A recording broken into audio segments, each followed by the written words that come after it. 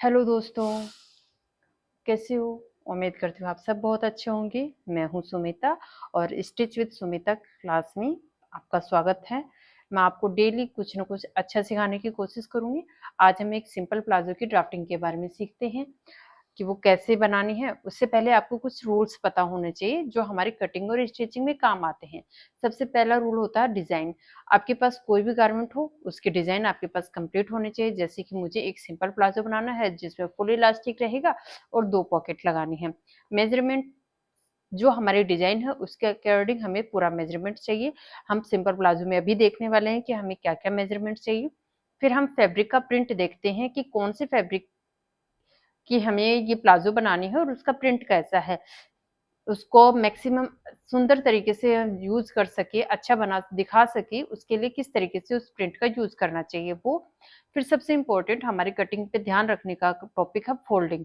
Folding के अंदर आपको इस तरीके से मैक्सिमम यूटिलाइजेशन करना उस फैब्रिक का मिनिमम वेस्टेज के साथ में, मतलब हमारा कपड़ा कम से कम बर्बाद हो और बहुत अच्छे तरीके से हम उसमें कटिंग कर सके हर एक पार्ट को। और स्ट्रेटिंग, कटिंग करने से पहले एक सीधी लाइन को बनाना, कपड़े को सीधा करना, वो स्ट्रेटिंग होता है। तो ये सारे रूल्स आपके हर एक डिजाइन पे आने चाहिए। हम बात करते हैं सिंपल प्लाजो की। सिंपल प्लाजो में आपको सबसे पहले पता होना चाहिए हमें क्या क्या मेजरमेंट चाहिए। मेजरमेंट के नाम पे हमें कुछ सिंपल से मेजरमेंट चाहिए। सबसे पहले चाहिए लेंथ। मैं किसी एक साइज के ऊपर नहीं बता रही हूँ, कुछ इस तरीके से बताऊंगी। अगर आप गौर से समझोगे ना, हर एक डिजाइन हर एक साइज के अकॉर्डिंग आप इसकी कटिंग कर सकते हो। लेंथ आपकी जो भी हो, 30, 40, 38, 39, 37, कुछ भी लेंथ आ सकती है। आपको लंबाई का नाप लेना है। उसके बाद में आपको एक नाप लेना है बेल्ट का, जहां पे आप पहन रहे हो, लो वेस्ट, हाई वेस्ट या फिर नॉर्मल वेस्ट, जहीं पे भी आप पहन रहे हो वहां पे आपको टाइट से एक बेल्ट का मेजरमेंट लेना है। फिर उससे नीचे आपको हिप पार्ट का मेजरमेंट राउंड में लेना है, जो आपके मैक्सिमम पार्ट को कवर करता हुआ रहे। फिर हमें लेना है बॉटम। बॉटम में यानी कि हमारे प्लाजो के नीचे से मोहरी कितनी चौड़ी रहेगी, वो हमारा बॉटम का मेजरमेंट है। तो ये कुछ 4 मेजरमेंट है जो आपके कुछ भी आ सकते हैं। यहाँ पे 37 आ सकता है, यहाँ पे 32 आ सकता है, यहाँ पे 40 आ सकता है, यहाँ पे 9 या 10 आ सकता है। कुछ भी आए आपका, आपकी बॉडी के अकॉर्डिंग ये सारे आपको मेजरमेंट लेने हैं। इन मेजरमेंट को आपको कहाँ पे किस तरीके से यूज करना है वो हम देखते हैं। देखिए, यहाँ पे जो सबसे लास्ट, चौथा सेकंड लास्ट जो रूल था ना, फोल्डिंग, उसको देखते हैं। नाप ले लिया, हमारी डिजाइन तय होगी। हमें प्लाजो बनाना फुल इलास्टिक के साथ में 2 पॉकेट लगानी है, सिंपल सी डिजाइन है। मेजरमेंट हम यहाँ पे नोट डाउन कर चुके। प्रिंट हम देख चुके हैं कि जैसे आपका किसी भी कपड़े का कोई भी प्रिंट हो, प्लेन हो या प्रिंट वन साइडेड प्रिंट हो या फिर मिक्स प्रिंट हो, उस प्रिंट को देखते हुए हमें फोल्डिंग करनी है। फोल्डिंग आपको प्लाजो में किस तरीके से करनी चाहिए, जैसे मान लीजिए ये हमारा कपड़ा है, पूरा लंबा है। एक प्लाजो के अंदर लगभग 2 से 2.5 मीटर तक का कपड़ा लग जाता है। वो आपकी लेंथ पे जितनी ज्यादा मैक्सिमम लेंथ होती है आपको 2.5 मीटर का कपड़ा लगेगा। मिनिमम लेंथ होगी तो आपका 2 मीटर भी कपड़े में प्लाजो बन जाता है, पर बशर्ते आपकी लेंथ 34 या 36 से कम होनी चाहिए। उसके बाद में हम कपड़े की फोल्डिंग कैसे करेंगे, किनारी से किनारी, अज्यूम कीजिए इस कपड़े की किनारी ये वाली है, ये है, इसको कुछ इस तरीके से फोल्ड किया, यहाँ पे एक फोल्ड बना। अब इसको इस तरीके से वापस से फोल्ड किया और फोल्ड करने के बाद में यहाँ पे आपको फैब्रिक को रखना है। और इस पार्ट पे जो ओपन साइड है, ये हमारी ओपन साइड है। इस साइड से हमें फैब्रिक की कटिंग करनी है, मार्किंग करनी है। ऑन फोल्ड साइड को अपोजिट साइड में रखना है, सिंगल फोल्ड को ऊपर के साइड में रखना है। और यहाँ पे हमारे डबल फोल्ड हो जाते हैं। इस तरीके से कपड़े को फोल्ड करना है और फिर उसमें कुछ लाइनें बनानी है। वो लाइनें क्या होती हैं वो हम देखते हैं। किनारे को छोड़ते हुए आपको एक बिल्कुल स्ट्रेट लाइन बनानी है। जैसे हर कपड़े में किनारी आती है, उसको यहाँ पे छोड़ना है 1/2 इंच तक का, और फिर आपको एक स्ट्रेट लाइन बनानी है। नीचे की साइड में ये जो हमारा बॉटम है, जहाँ पे आपके सारे ओपन रहते हैं चारों पार्ट, वहां पे आपको बिल्कुल स्ट्रेट वाली लाइन बनानी है, जो हमारा साथ लास्ट वाला रूल है वो। उसके बाद में आपको 3 इंच ऊपर, कम से कम 2.5 से लेके, और ये आपका 3 इंच तक का गैप होता है नीचे की फोल्डिंग का। ये हमारा फोल्डिंग के लिए फैब्रिक है। ये लाइनें बनाने के बाद आपको मेजरिंग टेप को यहाँ पे रखना है आपकी फुल लेंथ पे। और ये हमारी एक तरीके से ये लाइन हमारी फुल लेंथ की भी है। जो सेकंड वाली लाइन है ये हमारी फुल लेंथ की है। जो एक्स्ट्रा 3 इंच का कपड़ा है ये हमारा अंडरग्राउंड फोल्डिंग का है नीचे की साइड से। फिर इसमें आपको मेजरिंग टेप को यूज करते हुए रखना है। जैसे हमारी 37 की लेंथ है तो आपको 37 इस सेकंड वाली लाइन पे रखना है और फिर आपको मेजरमेंट लेना है। और यहाँ पे आपको हिप लाइन मिलेगी और बेल्ट वाली लाइन मिलेगी। सबसे पहले 0 पे स्टार्ट होता है या आपकी बेल्ट लाइन होगी, उससे कुछ इंच नीचे आपकी हिप लाइन होगी। इसको 3-4 नाम होते हैं, हिप लाइन, आसन भी बोल सकते हो, क्रोच भी बोल सकते हो, किसी भी नाम से आप इस लाइन को बना सकते हो। ये लाइन बेल्ट लाइन से कितनी दूर रहेगी ये हमारी साइज पे डिपेंड कर सकता है। जैसे ये 0 लाइन हमने यहाँ पे बनाई, उससे ऊपर का जो एक्स्ट्रा पार्ट लेंगे वो हमारे लिए फोल्डिंग का है। ये आपका इलास्टिक की विड्थ पे डिपेंड करता है। आपका इलास्टिक फोल्डिंग है ये। जैसे हमारा इलास्टिक 1.1 इंच का है तो इसमें प्लस हाफ इंच लेते हुए आपको यहाँ पे एक्स्ट्रा फैब्रिक लेना है। 1.5 इंच का आपको यहाँ पे इलास्टिक का मार्जिन लेना है। जैसे नीचे की साइड में मैंने 2.5 से 3 इंच लिया, वैसे ही ऊपर की साइड में मुझे लेना है 1.5 से लेके 2 इंच तक का फोल्डिंग का एक्स्ट्रा कपड़ा। ये 0 लाइन है और ये हमारी फुल लेंथ है। इन दोनों के बीच में हमारी एक लाइन बनती है हिप लाइन, जो आपके लोअर बॉडी से ऊपर की साइड में रहेगी मिड से। और ये कितनी दूर रहेगी इसका एक फॉर्मूला है, मैं आपको क्विक रिवीजन में बता दूं। इसका फॉर्मूला होता है, आसन या क्रोच को कैलकुलेट करने का होता है hip divide by 4 plus half inch. अब कई बार हमें हाफ इंच प्लस करना होता है, कई बार नहीं करना होता, कई बार हमें माइनस भी करना होता है। ये एक अलग टॉपिक है, बहुत बड़ा टॉपिक है। ये बॉडी टू बॉडी डिपेंड करता है कि हमें क्या करना चाहिए। फॉर एक्सपीरियंस के लिए जनरल वे में बताऊं, लेडीज गारमेंट में जहां तक मेरा एक्सपीरियंस है वहां पे आपको ये आसन मिलता है 10 से लेके 12 इंच तक का। 12 से ज्यादा मैक्सिमम आसन नहीं बनाना। आपकी चाहे बॉडी कितनी ही लंबी हो, कितनी ही आपका वेस्ट साइज ज्यादा हो, आपको 12 इंच तक का आसन रखना है मैक्सिमम, और मिनिमम आपको 10 इंच तक का रखना है अगर आपका एक डेस्क शरीर है तो।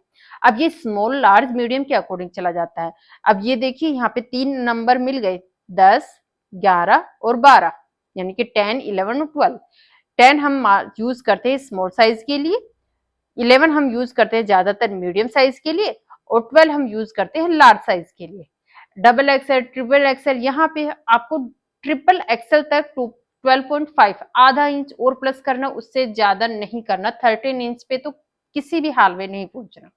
ये स्मॉल साइज में आपका आसन लेना है 10, मीडियम साइज में 11 इंच का, 11 इंच का, और लार्ज साइज में आपको आसन लेना है 12 इंच का। पर ये भी जरूरी नहीं है कि हर एक बॉडी पे फिट रहे।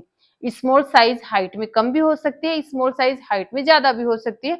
उस अकॉर्डिंग हमें यहाँ पे आसन चेंज भी करने पड़ सकते हैं, वो आपके एक्सपीरियंस के अकॉर्डिंग रहता है। अब आप स्मॉल, लार्ज और मीडियम साइज में किसी में भी हो, 10, 11, 12 के आसपास आपको यहाँ पे एक आसन की लाइन लेनी पड़ेगी। वो लाइन लेने के बाद हमें आगे की मार्किंग करनी है, और सबसे पहले हम करते हैं हिप लाइन पे मार्क। हिप लाइन पे आपकी जो भी साइज है, जो भी आपका हिप आ रहा है उसका 4 लेना है, प्लस ईज अलाउंस लेना है, प्लस आपको शेप के लिए एक्स्ट्रा लेना है। ये 3 नाप होते हैं। ईज अलाउंस क्या होता है? ईज अलाउंस मैं यहाँ पे लिख देती हूँ। ईज अलाउंस आपका कंफर्टेबल होता है, आपकी फिटिंग नाप से लेके और आपकी स्टिचिंग लाइन होती है, उन दोनों का जो डिफरेंस होता है वो आपका ईज अलाउंस होता है।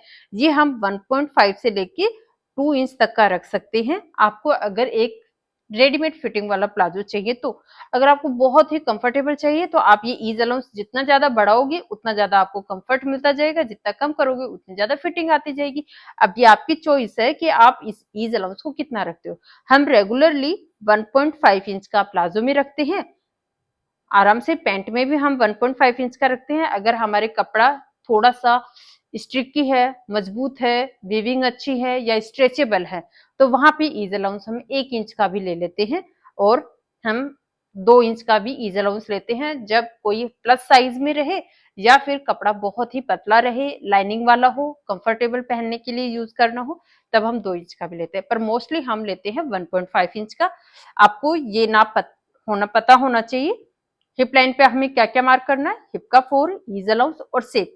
अब ये शेप कब कैसे देते हैं वो देखिए। जैसे हमारे यहाँ पे कोई एक केस बना था ना, ये स्मॉल, मीडियम और लार्ज, सेम ऐसे ही आपको शेप पे रखना है। अगर आपकी स्मॉल साइज है तो 10 इंच का आसन ले लीजिए, मीडियम है तो 11, लार्ज है तो 12 इंच का। अब स्मॉल साइज है तो शेप आपको 2 इंच रखनी है, मीडियम में आपको 2.5 इंच के रखनी है और लार्ज में आपको 3 इंच रखनी है। ये शेप होती क्या है अभी थोड़ी देर में आप पता चल जाएगा। देखिए यहाँ पे फिर हमें कुछ 3 लाइनें मिलेगी। जैसे फॉर एग्जाम्पल आपका हिप का 4 यहाँ तक आया, उसके बाद में हमने 1.5 इंच यहाँ पे लगाया, मार्क बना, और हमारे जैसे मान लीजिए फॉर एग्जाम्पल 2 इंच का स्मॉल साइज के अकॉर्डिंग है तो 2 इंच यहाँ पे एक्स्ट्रा ले लिया, तो ये कुछ 3 पॉइंट बन जाते हैं आपकी हिप लाइन पे। अब हिप लाइन की मार्किंग कंप्लीट करने के बाद हम चलते हैं बेल्ट वाली लाइन पे। बेल्ट की लाइन पे आपको मार्क लगाना है बेल्ट का 4 प्लस 2 इंच, ये हमारा फिक्स होता है। आपको बेल्ट का 4 में 2 इंच प्लस करना है। एक्सेप्शनल केस में हमें यहाँ पे 2 से ज्यादा इंच भी प्लस करनी पड़ती है, उन केस में जिनकी हिप साइज बहुत ज्यादा हो और कमर बहुत ही कम हो, तो वहां पे हमें 2 इंच से ज्यादा भी प्लस करना पड़ता है, फिर हम उसे फिटिंग देते हैं, वो एक अलग केस है। पर यहाँ पे जो भी आपका बेल्ट का 4 आया, जैसे यहाँ तक आया और 2 इंच हमने यहाँ पे प्लस कर दिया, कुछ ऊपर की लाइन पे हमें ये 2 निशान मिलते हैं। अब यहाँ पे ये जो लास्ट वाला निशान है, इसको आपको हिप लाइन का जो सेंटर वाला मार्क है उसके साथ में बिल्कुल स्ट्रेट स्केल की हेल्प से मैच कर देना है कुछ ये, और ऊपर हमारा जो फोल्डिंग का मार्क है उसको बिल्कुल स्ट्रेट इस तरीके से मैच कर देना है। ओके, अब यहाँ पे मैं जिस शेप की बात कर रही थी वो शेप हमारी यहाँ पे है, 2 इंच लिया है और इसको हल्की सी खड़ी सी आपको शेप देनी है इस तरीके से कुछ, जी हमारी बिल्कुल ऐसे स्ट्रेट सी रहे। ये शेप देने के बाद ऊपर की मार्किंग हमारी लगभग कंप्लीट हो जाती है। अब हमें आना है नीचे। अगर आपको प्लाजो बिल्कुल परफेक्ट चाहिए, कहीं से भी उठा हुआ नहीं हो, तो उसके लिए आपको एक मेहनत और करनी है कि यहाँ पे हिप लाइन का जो हमारा कंप्लीट मार्क है, जैसे हम यहाँ से ए और ये बी पॉइंट, ये जो स्टार्टिंग पॉइंट है ये हमने ए दिया और यहाँ पे बी पॉइंट दिया, ए बी का मिड लेना है आपको, यहाँ पे लगाना है।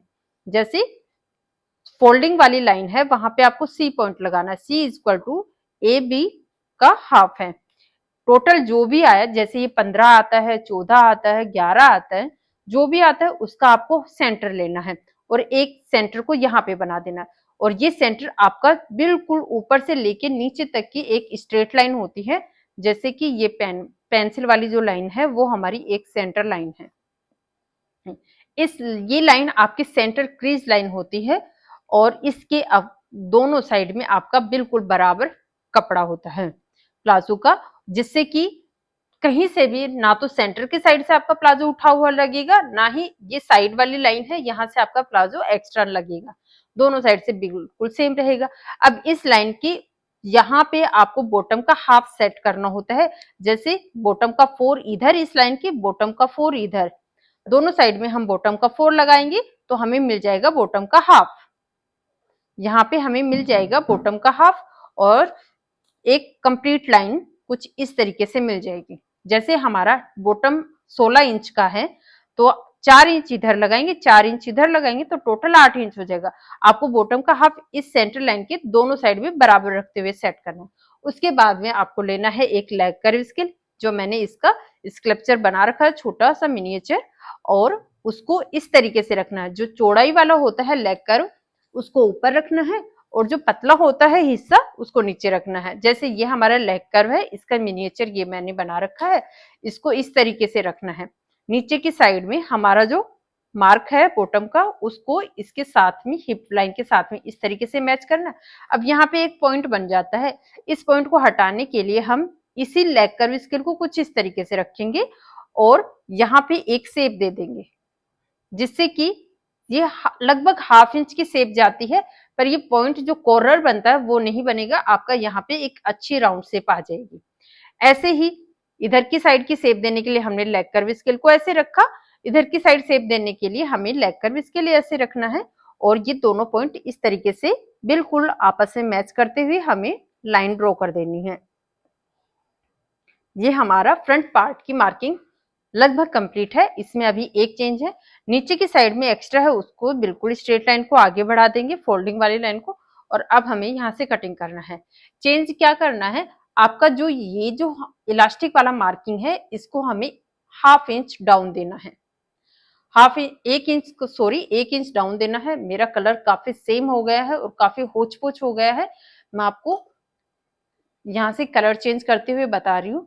यहाँ पे 1 इंच डाउन देने के बाद लेग कर्व स्केल को कुछ इस तरीके से रखना है और ये पॉइंट आपको यहाँ से मैच करना है। ये हमारी फ्रंट की शेप होगी। ये शेप देने से आपका आगे की साइड में लुक सही रहता है, बल्कीनेस यहाँ पे दिखाई नहीं देगा। इसी के साथ हमारे फ्रंट पार्ट की मार्किंग लगभग कंप्लीट हो जाती है। जब हम बैक पार्ट की मार्किंग करेंगे तो उससे पहले हमें कुछ कटिंग करनी होती है। ये जो हमने फैब्रिक कटिंग की फोल्ड किया है इस पे ये मार्किंग हम ट्रेस कर लेते हैं। इसी मेथड से हमें आप इस कपड़े पे बनानी है। बनाने के बाद ये जो साइड होती है, ये चारों पीस आपके एक साथ कटिंग होते हैं, 2 फ्रंट के 2 बैक के। ये साइड जब भी आप कटिंग करो तो हमेशा याद रखिए क्या मेरे फ्रंट और बैक के चारों पीस एक साथ है, तभी आपको कटिंग करना है। वन वे प्रिंट में हमें ये चारों पीस एक साथ नहीं मिलते तो हम वहां पे 2x2 कटिंग करते हैं, यानी कि 2 फ्रंट की एक बार कटिंग करेंगे, 2 बैक की एक बार कटिंग करेंगे। पर आपको ये वाली लाइन तो चारों की एक साथ रखने के बाद कटिंग करनी है। अब यहाँ पे इस मार्किंग की कटिंग कर ली। ये चारों कटिंग करने के बाद आपको सिर्फ 2 पीस उठाने हैं और यहाँ से फ्रंट की शेप पे आपको कटिंग करनी है कंप्लीट। तो यहाँ पे जो बाकी का बचा हुआ हिस्सा है उसको उठाना है, फ्रंट पार्ट को एज इट इज रखे रखना है। और अब हम करते हैं बैक पार्ट की मार्किंग। बैक पार्ट की मार्किंग के लिए आपको 3 लाइनें आगे बढ़ानी होती है। जैसे कि हमारी पहली लाइन है, जो हमने बेल्ट पे डाउन शेप दी है वो लाइन को आगे बढ़ाएंगे, हिप लाइन को आगे बढ़ाएंगे और नीचे से हमारा बॉटम लाइन है उसको आगे बढ़ाएंगे। बॉटम लाइन पे हमेशा 2 इंच एक्स्ट्रा लेना है। यहाँ पे आपको जितनी शेप ली है एक्स्ट्रा वो शेप एक्स्ट्रा लेनी है। या जैसे कि हमने स्मॉल साइज की पे लिया था तो 2 इंच यहाँ पे एक्स्ट्रा लेनी है। और यहाँ पे भी आपको जितना ये है उतना ही यहाँ पे लेना है, 2 इंच एक्स्ट्रा। और ये पॉइंट एक्स्ट्रा बिल्कुल स्ट्रेट लाइन बना देनी है, बिल्कुल सीधा 90 डिग्री का एंगल बन जाएगा। यहाँ पे जो एंगल बनेगा उससे बिल्कुल सीधी लाइन बने। यहाँ पे एक क्रॉस प्लस का निशान बनेगा, उस निशान से आपको 3 इंच ऊपर की साइड में एक एक्स्ट्रा फैब्रिक लेना है। और ये जो पार्ट है इसको इधर की साइड में जो हमारा 0 से ऊपर का इलास्टिक फोल्डिंग का निशान है उसके साथ में कुछ लेग कर्व स्केल को इस तरीके से रखते हुए आपको मार्किंग करनी है। ये आपका बैक पार्ट की शेप हो गई। ये कंपलसरी है देना, इसकी हेल्प के कारण आपका प्लाजो कभी भी जब बैठने पे नीचे नहीं उतरेगा, एकदम कंफर्टेबल रहेगा। फिर यहाँ पे हम वैसे ही जैसे फ्रंट की शेप दी है सेम उसी वे में हम बैक की शेप देंगे और दोनों पॉइंट को भी आपस में लेग कर्व स्केल की हेल्प से मैच कर देंगे।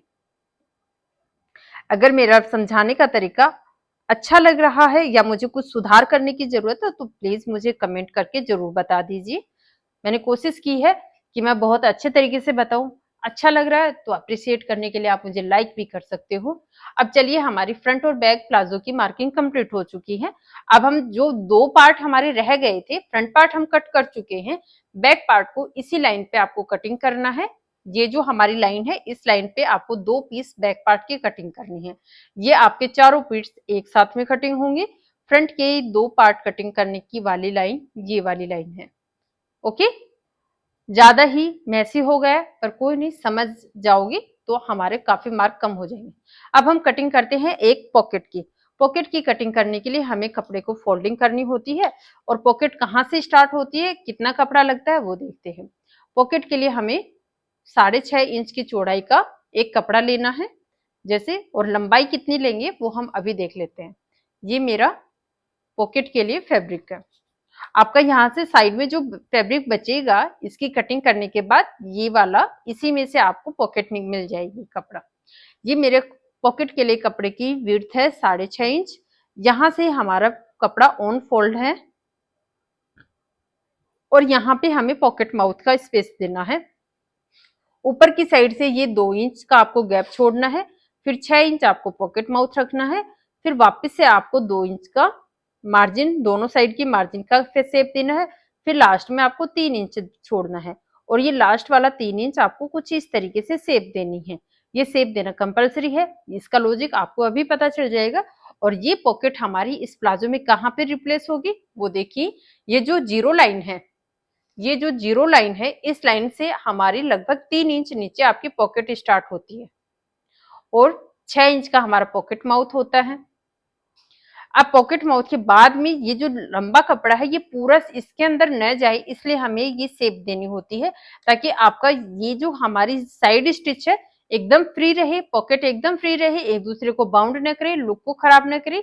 इसलिए हम हल्की सी ये शेप दे देते हैं यहाँ से, सॉरी यहाँ से थोड़ा नीचे से, और ये हमारी पॉकेट है इसके साथ में अटैच हो जाती है। ये बिल्कुल स्ट्रेट है और हमारी पॉकेट ऊपर तक ही जाती है। जो 2 इंच एक्स्ट्रा लिया है ये वाला फैब्रिक यहाँ पे आ जाता है, इलास्टिक को फोल्डिंग करते हैं तो हमारी ये पॉकेट यहाँ से दब जाती है और बेल्ट के साथ में सिक्योर हो जाती है। इसकी स्टिचिंग स्टेप्स मैं आपको वर्बली बता देती हूँ और किस तरीके से इसकी स्टिचिंग की जाती है वो देखने के लिए आपको मेरे किसी भी लाइव क्लास की वीडियो में आप जाके ढूंढ सकते हो। मैंने काफी बार इनकी वीडियो बनाई है स्टिचिंग करते टाइम। स्टेप्स मैं बता दूं, सबसे पहले फर्स्ट स्टेप है आपको साइड में पॉकेट अटैच करनी है। पॉकेट अटैच करनी है दोनों साइड की। जब तक आप परफेक्ट नहीं हो जाते तब तक आप 2 पॉकेट लगाइए, लेफ्ट और राइट दोनों साइड में। फिर सेकंड में आता है फ्रंट पार्ट ऐड करना है बैक पार्ट के साथ में, वो भी साइड वाली साइड सीम। जो हमारी ये जो प्लाजो है इस वाली साइड को हम साइड सीम बोलते हैं, ये हमारी इनर सीम होती है, ये आसन सीम होती है, ये ऊपर की इलास्टिक फोल्डिंग, ये नीचे की बॉटम फोल्डिंग, कुछ ये इन सीम का नाम ये है। इसके बाद में हमारा तीसरा स्टेप है साइड फोल्डिंग करने के बाद में आपको आयरन करनी है। बहुत इंपॉर्टेंट स्टेप है, इसको मिस नहीं करना। आयरन करने के लिए जो मार्जिन होता है उसको आपको बैक साइड में रखना है। बैक साइड में यानी कि जो पार्ट हमारा बड़ा है उस साइड में मार्जिन को डालते हुए आपको प्रेस करना है। उसके बाद में नीचे की फोल्डिंग को भी यहीं पे सेट करना है। बॉटम फोल्डिंग, यहां से आपका फैब्रिक स्टिच हो चुका है तो बॉटम फोल्डिंग आपको प्रेस के साथ में ही आयरन करनी है अच्छे से। बॉटम फोल्डिंग को आपको सेट करना है। जब हमारे यहाँ पे कट लगते हैं उन कट का बैलेंस मार्क को ध्यान में रखते हुए आपको कपड़े की फोल्डिंग करनी है। फिर उसके बाद में हम लगाते हैं फोल्डिंग की सीम। फोल्डिंग सीम लगाएंगे और नेक्स्ट स्टेप करेंगे हम इनर सीम। ये जो हमारी इनर वाली सीम है, ये अभी तक जो भी सिलाई लगी है दोनों पैर अलग अलग हैं, बोथ लेग दोनों पैर अलग अलग हैं। अभी हम जहां जितनी भी स्टिच किए उसमें हमारे दोनों पैर अलग अलग स्टिच है, एक साथ में जॉइंट नहीं है। इसके बाद में हमें आपको स्टिच करनी है आसन वाली सिलाई। आसन स्टिच करनी है पर front to back, front and back की एक साथ में। ये जो फ्रंट वाला आसन है ये और ये बैक वाला आसन है ये गोलाई में आपको एक साथ स्टिच करना है और यहाँ पे आपकी डबल स्टिच लगेगी, इनर सीम भी आपकी डबल लगेगी। फिर सबसे लास्ट में आपको इलास्टिक लगाना है। ओके, इसी के साथ आपका प्लाजो पहनने के लिए तैयार हो गया। आप ये प्लाजो बनाओ, पहनो, बैठ के देखो, अच्छे से ट्राई करो, अच्छा लग रहा है सारी स्टेप्स को फॉलो करना न भूले। टाइम टू टाइम आयरन करें। जब भी आप इनर सीम लगाओगे आसन स्टिच करने से पहले यहाँ पे एक और स्टेप छूट गई मेरे से, वो है आयरन करने की। आप दोबारा से उसे आयरन करोगे, फिर आसन की सिलाई लगाओगे, फिर प्रेस करोगे, फिर सबसे लास्ट में आपको इलास्टिक लगाना है। और स्टिचिंग देखने के लिए आपको मेरा कोई भी स्टिचिंग वाला वीडियो देख लीजिए, आपको अच्छे से समझ में आ जाएगी। पर वो भी देखने की जरूरत नहीं है, जो मैंने यहाँ पे बताया इन सारी स्टेप्स को भी फॉलो करोगे तो आप एक अच्छा खासा प्लाजो बना सकते हो। आपको आसन फाइंड आउट करने में प्रॉब्लम रहे तो मैंने एक सेपरेट वीडियो बना रखा है कि आसन कैसे फाइंड आउट करते हैं, कौन कौन से फैक्टर उसको इफेक्ट करते हैं, अच्छे से समझा रखा है। प्लीज उस वीडियो को जाके देख लीजिए। फिर भी कोई डाउट है, कुछ प्रॉब्लम से समझ नहीं आ रहा तो मैं तो अवेलेबल हूँ ही, कमेंट बॉक्स में अपनी प्रॉब्लम डालिए। अच्छा लगी तो वीडियो को लाइक, चैनल को सब्सक्राइब जरूर करें।